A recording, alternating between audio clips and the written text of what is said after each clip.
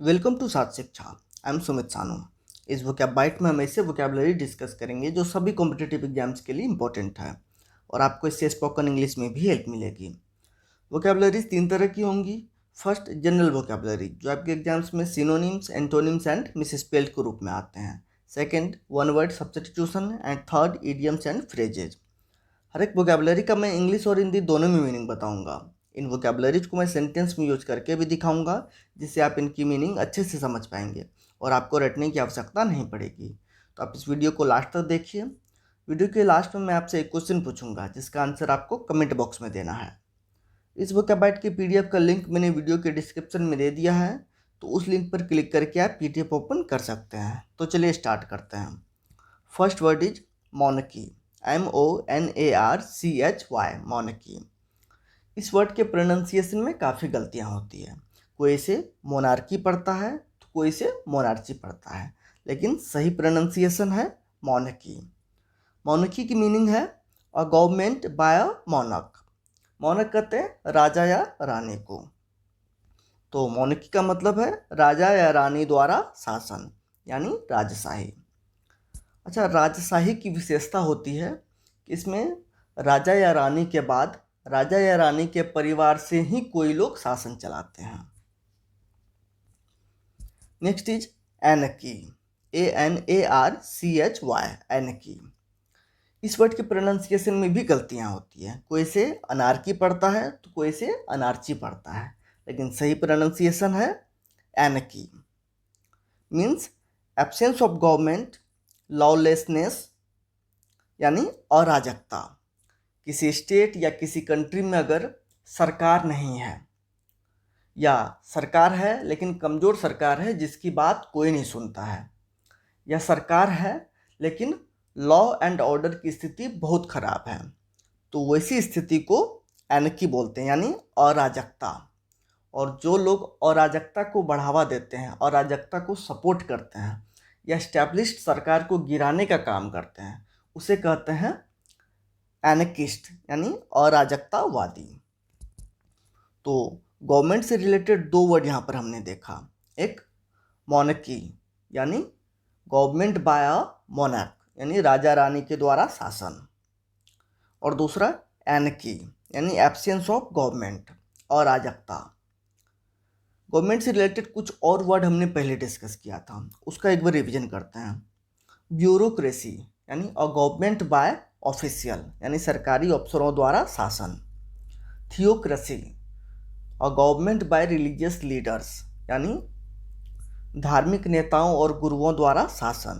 Plutocracy यानी a government by rich people, यानी धनवान लोगों द्वारा शासन। मेरिटोक्रेसी यानी एक ऐसा शासन या एक ऐसा सिस्टम जिसमें मेरिटोरियस लोगों के हाथ में पावर होता है, योग्य लोगों के हाथ में पावर होता है। नेक्स्ट एक इडियम है rain cats and dogs. Means to rain heavily, यानी मूसलाधार बारिश होना, बहुत तेज बारिश होना। इसे सेंटेंस में देखते हैं।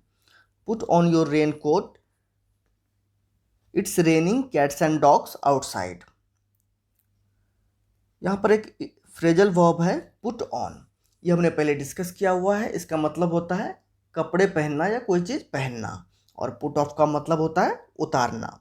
तो put on your rain coat, it's raining cats and dogs outside, यानी रेन कोट पहन लो, बाहर बहुत तेज बारिश हो रही है।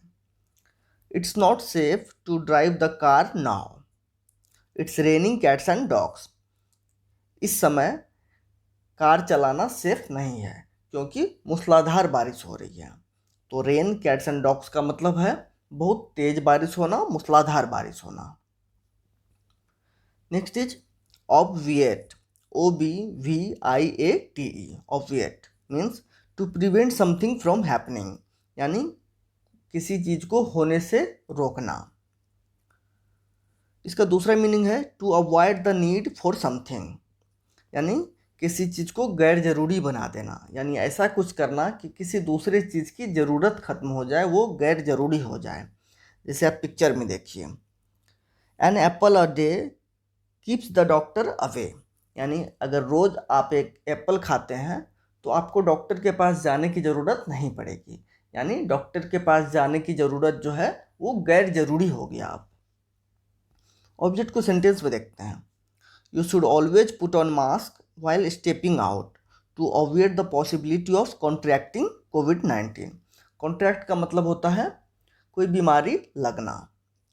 तो कोविड-19 होने की संभावना को टालने के लिए आपको हमेशा मास्क पहनना चाहिए जब भी आप बाहर निकलें।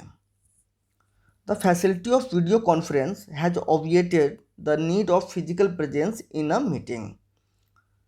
वीडियो कॉन्फ्रेंस की सुविधा ने किसी मीटिंग में फिजिकली प्रेजेंट होना इसको गैर ज़रूरी कर दिया है, इसकी ज़रूरत को ख़त्म कर दिया है।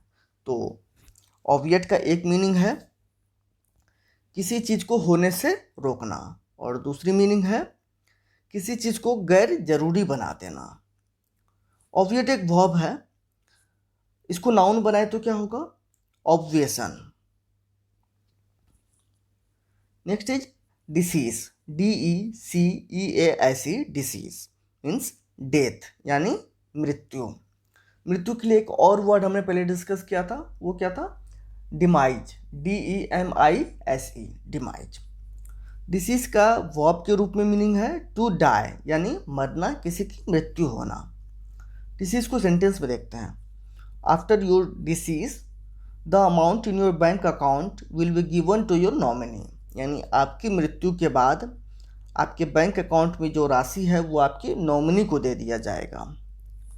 Union minister Ramvilas Paswan deceased at the age of 74, यानी केंद्रीय मंत्री रामविलास पासवान का 74 साल की उम्र में निधन हो गया। तो डिसीज का वर्ब के रूप में मीनिंग है मृत्यु होना, और नाउन के रूप में मतलब है मृत्यु। डिसीज का एक एडजेक्टिव भी होता है डिसीस्ड, सिर्फ डी लगेगा लास्ट में, उसका मतलब होता है मृत, जैसे अ डिसीस्ड पर्सन यानी मृत व्यक्ति। Next is renounce, RENOUNCE, renounce means to give up a claim, right, position, title, belief, habit, etc, यानी इन सब चीज़ों को छोड़ देना, इनका त्याग करना। जैसे टू रिनाउंस स्मोकिंग, सिगरेट पीना छोड़ देना। टू रिनाउंस अ पोस्ट, किसी पद का त्याग करना। To renounce a religious belief, यानी किसी धार्मिक आस्था का त्याग करना। रिनाउंस को सेंटेंस में देखते हैं। Rahul Gandhi renounced the post of party president after Congress party is defeat in Lok Sabha elections. Lok Sabha चुनाव में कांग्रेस पार्टी की हार के बाद राहुल गांधी ने पार्टी प्रेसिडेंट के पद को त्याग दिया, यानी पार्टी प्रेसिडेंट के पद को छोड़ दिया। You will have to renounce Indian citizenship if you apply for citizenship of another country, यानी अगर आप किसी दूसरे देश की नागरिकता के लिए अप्लाई करते हैं तो आपको भारत की नागरिकता छोड़नी पड़ेगी। तो रिनाउंस का मतलब है कोई चीज़ गिव अप करना, छोड़ देना, उसका त्याग करना। एक वर्ड हमने पहले डिस्कस किया था रिलिंक्विश, रिलिंक्विश का भी यही मतलब था टू गिव अप, तो इसे भी आप ध्यान में रखिएगा। रिनाउंस एक वर्ब है, रिनाउंस का नाउन क्या होगा? रिनंसिएशन। अब लास्ट वीडियो के क्वेश्चन का आंसर। क्वेश्चन था trees that shed their leaves every year are called. इसका सही answer option number 2 deciduous. Deciduous का मतलब है ऐसे पेड़ जो हर साल शरद ऋतु में अपने पत्ते गिरा देते हैं। बाकी ऑप्शंस को भी देख लेते हैं एक बार। एवरग्रीन, एवरग्रीन डिसीजुअस का एंटोनिम है। एवरग्रीन का मतलब होता है ऐसे पेड़ जो अपनी पत्तियां नहीं गिराते, मतलब सारी पत्तियां एक साथ नहीं गिराते, वो सदा हरा भरा रहते हैं।